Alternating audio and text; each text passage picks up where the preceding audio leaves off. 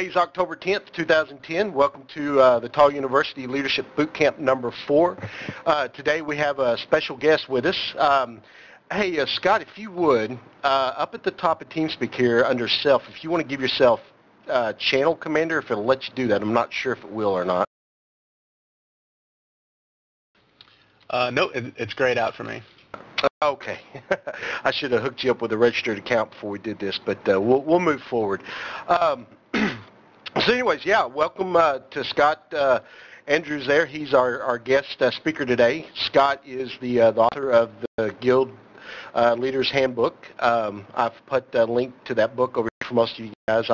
I know that some of you have already went out and bought the book, but you know, let me take this opportunity to say if you haven't, please do. It's worth what you spend on it. It's a great book, a great read, especially if you're interested in learning more about leadership. It's an invaluable tool. I enjoyed it tremendously, as I know everybody I've talked to that has read it up to this point has enjoyed it as well. Apart from also being the author of that book, Scott is the columnist. He writes a column called Officers' Quarters for WoW.com. And he's also the leader of a guild himself, a WoW guild. And if I'm right, and Scott, I'm sure will correct me if I'm wrong here, I believe that guild is one of the longest in existence for WoW and has been around for, I believe, 5 years now. So I won't mumble. After Awesome. I'm going to give it over to Scott, and when Scott's done, he can hand it back. I do have a few announcements, guys, so don't run off afterwards. And at this time, we'll just hand it to Scott. Thanks again, Scott, for coming and doing this. Thanks, Hook. Hi, everybody.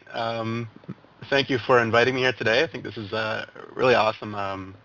The TAW Leadership Bootcamps are such a great idea. I love seeing all these people here interested in leadership and online gaming. So it's a great opportunity for me to come promote the book and also for us to, just share some ideas about leadership. Hook did such a great job introducing me. I had all this stuff prepared to introduce myself, so I can skip all that, but I'll just let you know I actually live in Boston. Just to give you an idea of my background, I grew up in Philly, but I live in Boston now.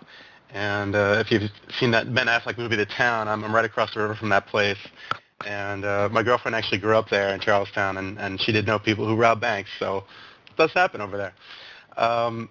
Anyway, there's probably too many of us in here for us to sort of go around the room, but I just was wondering if a few people wouldn't mind telling me just what sort of MMOs or online games you're playing and what your involvement is with them, whether you're an officer in those guilds or whatnot, and a little bit about your background. Hey, Ninja Break. I can talk if you don't mind. Go ahead, Ninja. Sure, thank you. Well, in TAW, I'm the CEO for Bad Company 2 for North America, so my job is basically to make sure everything runs smoothly in my battalion, make sure everybody's having fun, and make sure all the work gets done, stuff like that. And as for MMOs, my experiences as a guild leader would be from Lineage 2. That was a completely different beast on its own, because in there you had to take a castle and stuff like that, so the kind of organization needed for 100 plus players on one side was just a little bit crazy. Yeah, I can imagine. Yeah, anything else you want to know about background, any specifics? Cat break? Go ahead, Kat. Yeah, I'm Catalpa. I'm 67, female.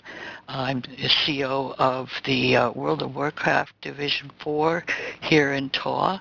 My background is that I was one of the original writers on First Crossbows and Catapults, and then with Gary Gygax on the original D&D and the AD&D. I was on the editorial staff for the manuals. When I discovered computerized versions, I went nuts because it was wonderful. I don't do any TFO because I have vertigo, but I do a lot of MMO web-based games, and the only MMORPG I play right now is World of Warcraft. I did do EVE, and I did EverQuest for 2 horrible weeks. Up until becoming CEO of TAW, I've basically been a hardcore raider, and Scott, your book is fantastic. Well, thank you, Catalpa. It's an impressive resume you've got there. Anyone else? I guess I'll step up. Go ahead, you go ahead. Alright, well, as far as me, my name's Zabrai, age 19, male. As far as background MMOs, I've played more than I'd care to list for you, so I won't do that. I'm currently playing WoW, actually healing for a group right now as we speak. And I'm one of the core raiders for TAW's World of Warcraft division, so we like to hit up ICC pretty hard. Not really in a leadership position at the moment, but, you know, maybe sometime in the future. Well, I hope you can keep your group alive while you listen. Anybody else? So far, so good.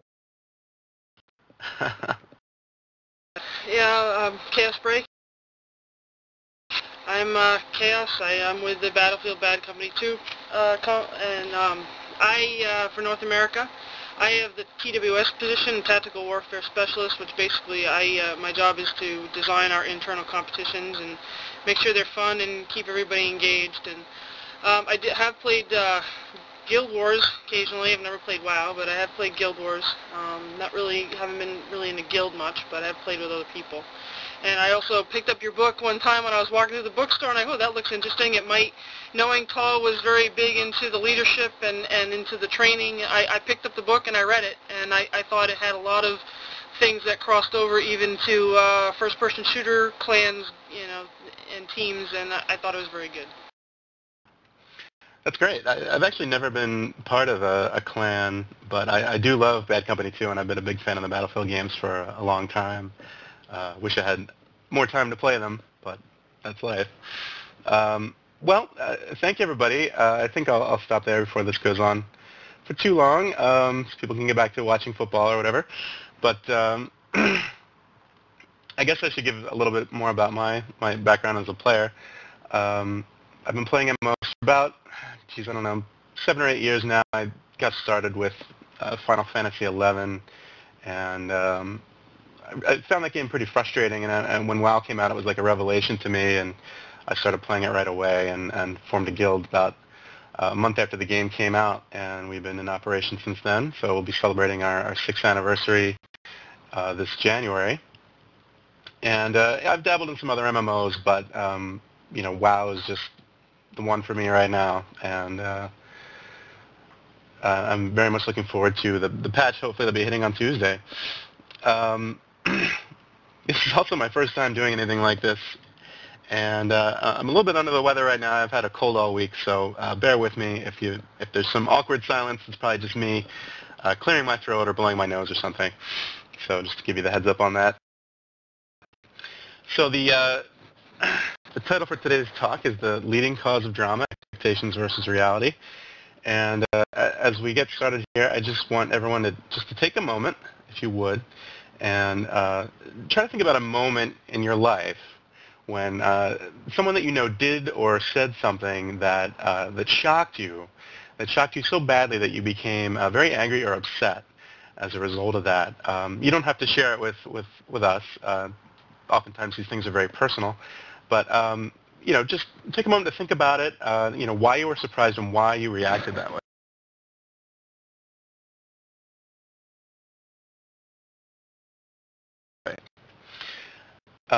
So, as an example, I'll share with you one of my own experiences where this happened to me. I was a student at Moravian College in Bethlehem, Pennsylvania. This was back in the mid-'90s. I guess I'm dating myself there. Bethlehem's a pretty small city, not a whole lot going on there. except once a year in early August, the city puts on this massive music festival called Music Fest. Has anyone ever heard of this? Yeah. Yeah, it's a pretty big deal in the city. Really just a huge festival. There's it's about 14 different stages, I think, all across town. Hundreds of performers. It goes on for like over a week, and it's a really good time.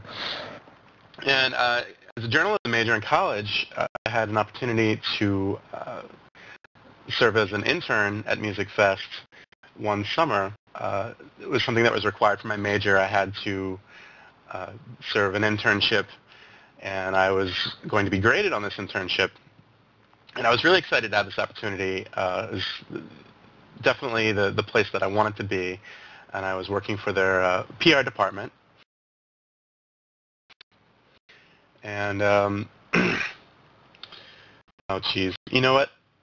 I'm really sorry, guys. I have to set a different button for my push to talk because I can't scroll down in my my word processor because my push to talk button is actually placing characters. So this is a real noob move, and I'll be right back.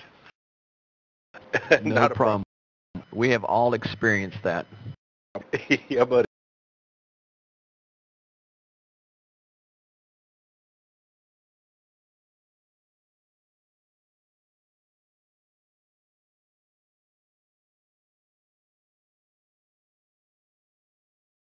This might be a good time to say, if anybody has a topic that they'd like to maybe hear, maybe you could drop me an email at senatorokc@theartofwarfare.net.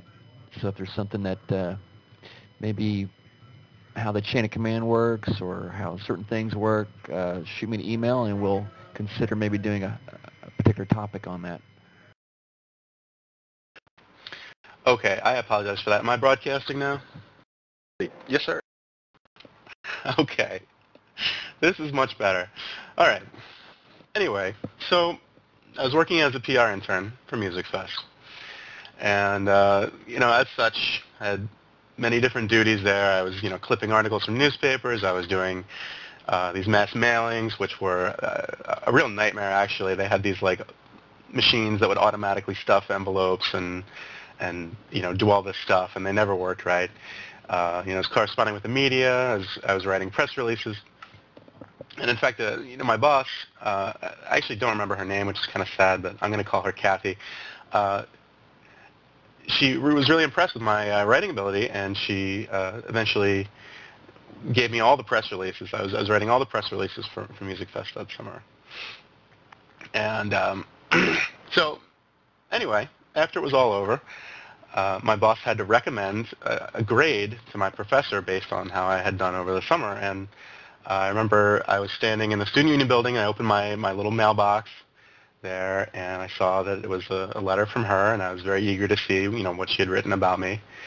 And she showed this very nice letter, praising my work ethic and my writing skill and everything else, a few small criticisms. But at the end of the letter, I was shocked to see that she had given me a C+ for this internship. And I couldn't understand it, and I felt sort of betrayed by it. I mean, she had given, no justification for this grade.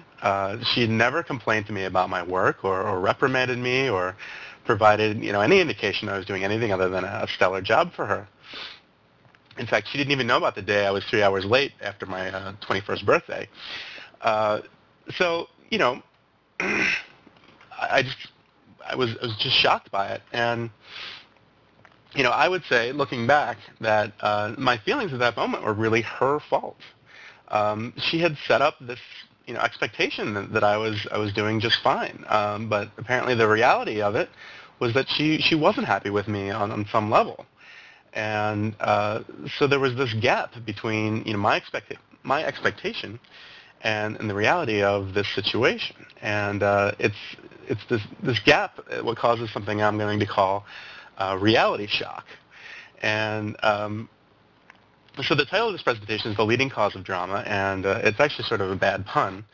The reality shock kind of drama is the most common, but it's also one that's frequently caused by the leadership itself. And it's something that we're not often aware of, and guild officers actually can cause a lot of drama that we don't even realize we're causing. And instead of looking at what we're doing to create these situations, a lot of times we blame the members themselves for misunderstanding. And so that's what I would like to talk about today. Fortunately, the internship story has a happy ending. My professor, was also baffled by her grade, and he wound up giving me an A. So it all worked out. So I'd like to take another example here, this time from an actual gaming experience. As I said, I've been a long-time World of Warcraft player, and this story is actually in the book for those of you who have read it, and it's about the original version of Zul'Gurub.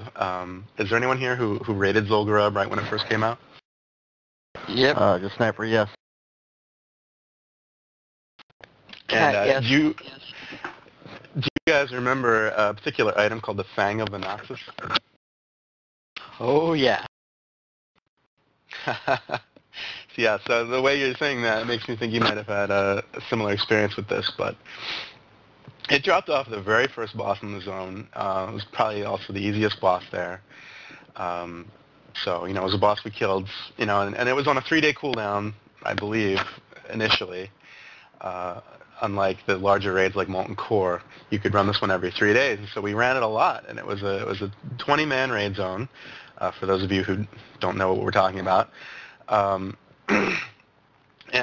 back then, loot was a lot different in World of Warcraft.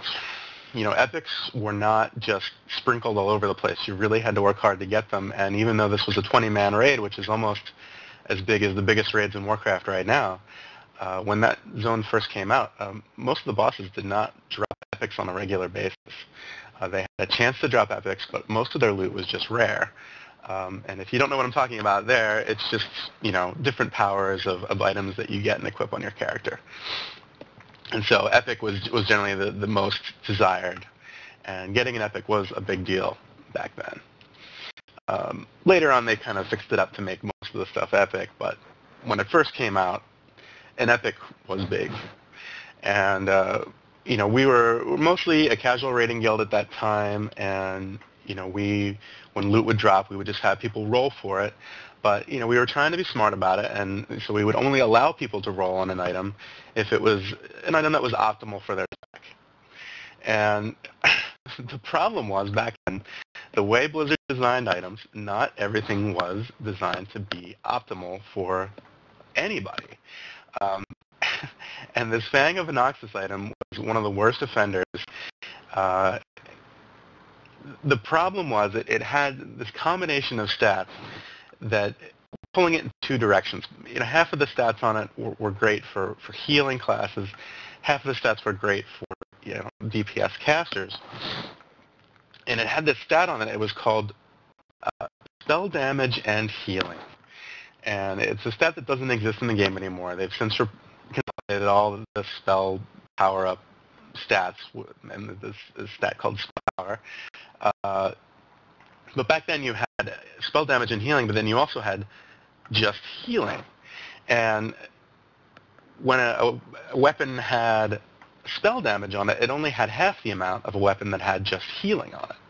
So this dagger had spell damage and healing, so it had half the amount of the stat that it would have had if it had healing. And this is a long explanation of it, but I'm trying to give you an idea of why this caused such controversy. Because it had some healing stats, healers thought, okay, well, we're going to get our chance to roll on it. But because it also had spell damage stat, then DPS casters also had an assumption that they'd be able to roll on it. And, if I had to do it all over again, I would just let whoever wanted it roll. I mean, the item was just dumb. It wasn't optimal for anyone, really. But, at the time, we were trying to make some progress, and epics were a big deal.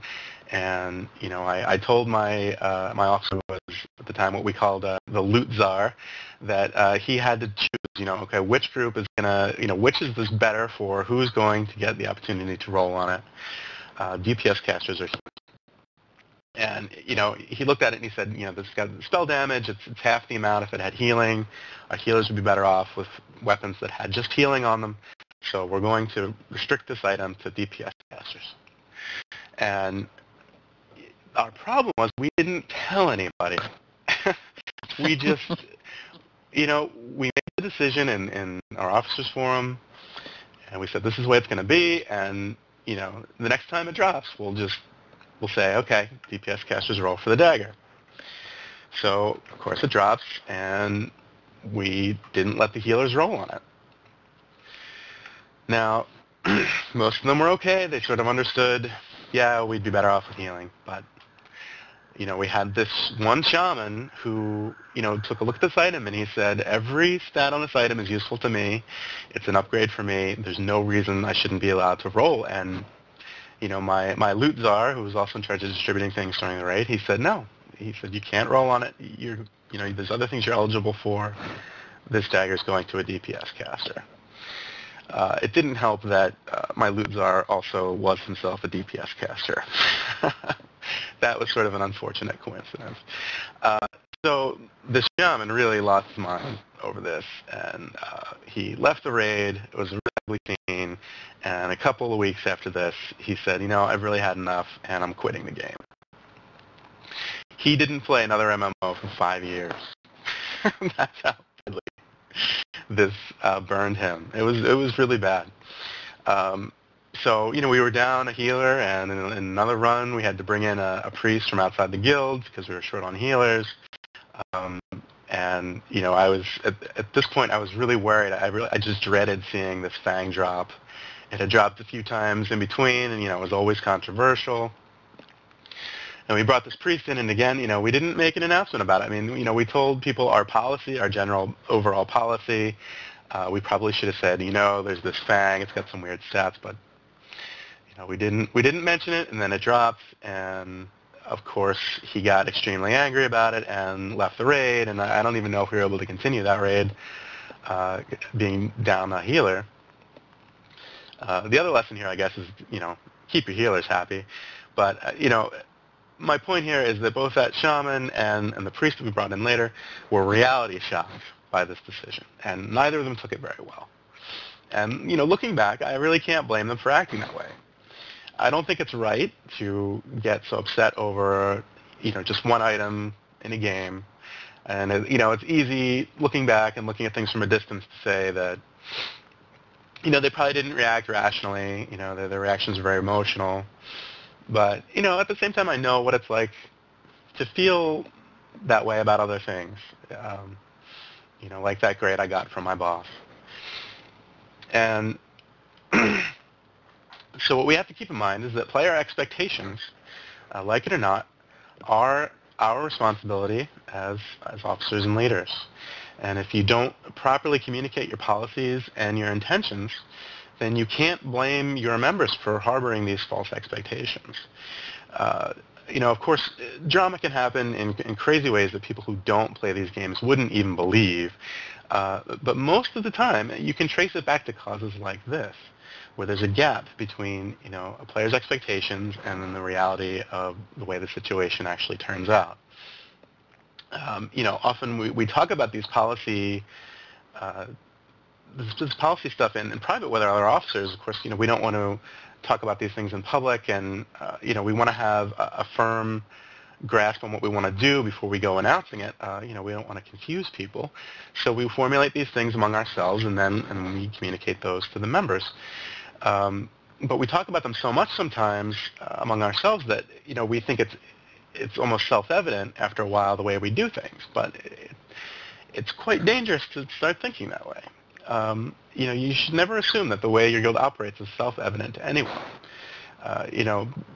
Especially at this point where MMOs have been around for a long time, gaming clans have been around for a long time.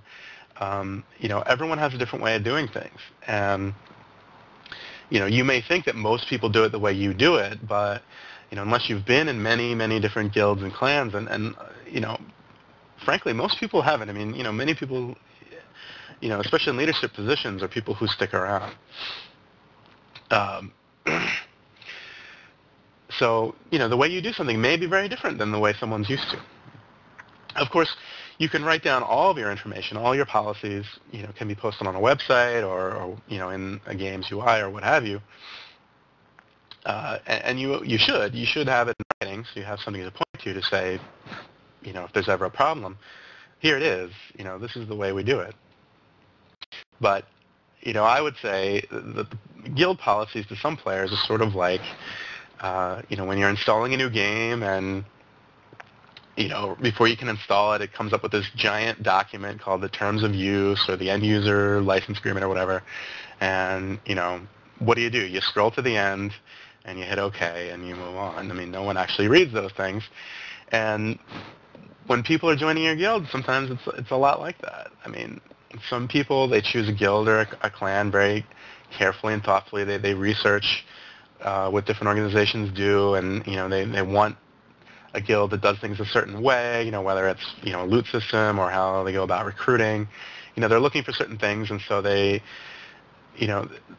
take the time to read through all your documentation and say, okay, well, I like this, I don't like this, and they really want to understand how you operate before they join. But I would say that they're really the exception in a lot of cases. I mean, a lot of people choose a guild because,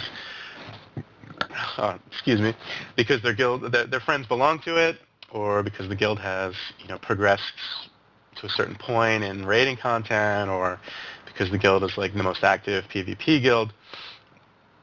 There's many different reasons why people join, and, a lot of them don't have anything to do with your policies. And they may not even care what your policies are. But, it could reach a point, as we all know, where something that is one of your policies directly affects them in a negative way, and all of a sudden they're going to care an awful lot about it. And, it's impossible to tell, as you know, what's going to set someone off. And so that's why I say it's always better to over-communicate than to under-communicate, to cover every base. Just, pound your policies into your members' head. Using every avenue of communication that you have available. I mean, you've got guild chat, voice chat, notes in the game's UI, your website. Just posting it up there and expecting everyone to read and understand it is just not enough. You just have to remind them, talk about it when things are happening, give the rationale. And when you bring new players on board, make sure they understand what's up from day one about, the way things are going to go down. Of course, in order to do this, you have to have these set policies in the first place. If you make it all up as you go along, you're going to repeatedly cause this reality shock problem. The rules are going to be in a state of flux, and no one's going to know what to expect. So as a leader, constantly shifting policies is really one of the worst things you can do. And that's something I talk about in the book. Now, taking all these steps, of course, isn't enough to prevent this gap between expectations and reality. You also have to listen to your members, and if you listen to them carefully, you can uncover some of these false expectations that they have. As an example, let's say you have two different rating teams. You have your, I hate to use the terms A and B teams, but it's the way people understand it. Say you have an A team, it's got your guild's top raters with the, the ones who have the most consistent attendance, really your progression team. And then maybe you have a B team of people who just aren't into the big push of the progression team, or people who, can't always make it. So you've got a B team of sort of rotating people who are just trying to, do what they can and have it be a more fun, sort of laid-back rating experience. And usually spots on the A team are earned with, high performance, high attendance, and B team spots are generally more open to anyone who puts in the work to prepare properly for a rating. So say you have this set up, and you say your A team runs on Monday night and your B team runs on Thursday night. And one day a player in your guild who, maybe joined as a social member, doesn't have a whole lot of rating experience, say, one day they're like, okay, I'd really like to get into rating. And he says to you, I'll be there tomorrow night if you need me. But, say that it's Sunday. And if you weren't paying attention, you'd just say, okay, sounds good. But if you do that, if you're not paying attention, the player's going to have an expectation that he or she can join your A-team runs right off the bat. And if that player shows up the next night and doesn't get an invitation to the raid, he or she is going to be quite disappointed by that. So the best way to handle this sort of situation is to listen, pay attention to what they're saying, realize that there's a disconnect here, and talk to him or her about it. Make it clear that he or she would have to start off in the Thursday night raids. And, if you do this, it can sometimes set off sort of a chain reaction of clearing up expectations. The player may think that he or she can just kind of show up to a raid with no prior preparation and, expect to join the raid and be successful. And, when you talk about, why that player can't just jump into the Monday runs, they might realize that there's more involved here than they at first thought, and there's actually quite a bit of preparation required to be successful in this sort of thing.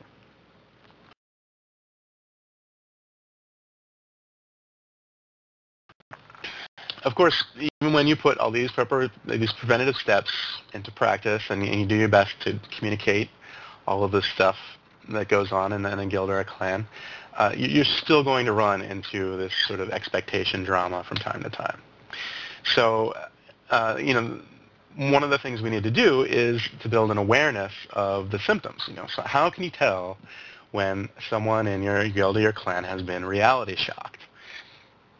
Well, there are several different reactions. One of them is disappointment.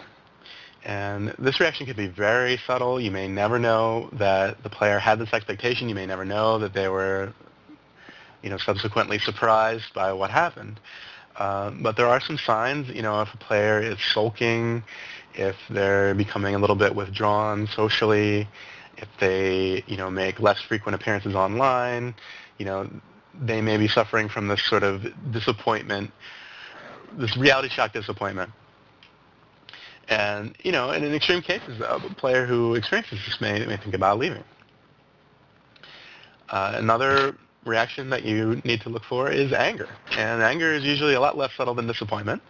But, some players who are more mature may still hide this emotion. They may not, lash out. But there could be some subtle signs. There could be, some sarcasm maybe. Or if a player who's usually pretty easygoing and jokey all of a sudden is very serious, they could be angry about something. And another frequent sign of anger is a player who makes a sudden change. And to give an example of what I'm talking about, there was some drama involving my guild's first Ice Crown run. We did, our first run was actually a 10-man run.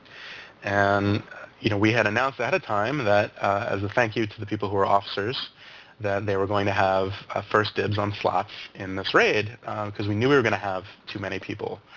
And so we had to decide, okay, we've got all these great raiders, who's going to get to go on this first run?